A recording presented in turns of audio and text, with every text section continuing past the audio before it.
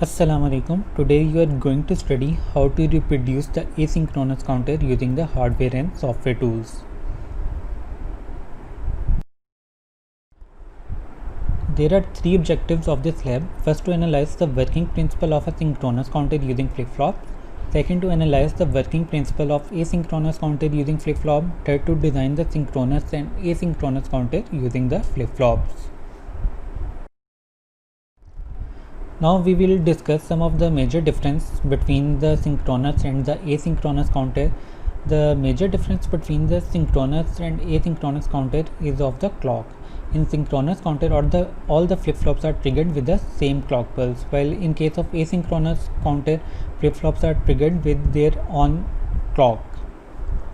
If you see the speed of the synchronous counter, as all the flip-flops are triggered using the same clock, so the speed of the asynchronous counter is faster as compared to that of asynchronous counter. In the asynchronous counter, the speed is slower as all the flip-flops are triggered using the different clock pulse. Synchronous counter is less error prone, hence it hardly produces the decoding error.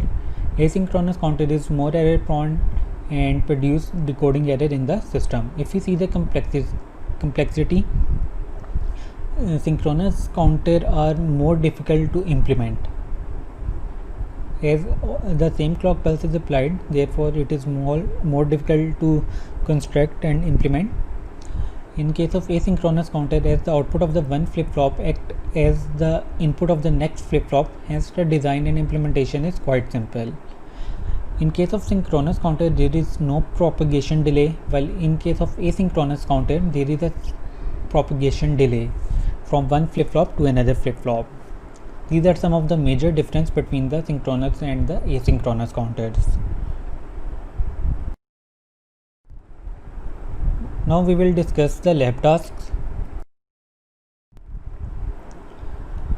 The first lab task is the implementation of mod 8 up counter. You have already studied how to design the counter in your theoretical lectures, so you can go through those lectures for a detailed overview.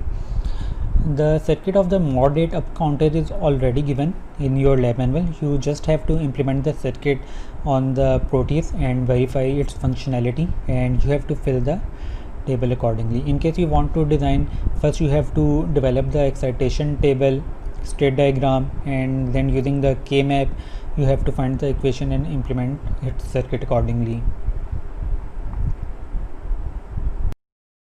Number 2 is the implementation of mod 6 up counter. The circuit is already given. You can also design this circuit yourself, and you have to fill this table and verify its functionality.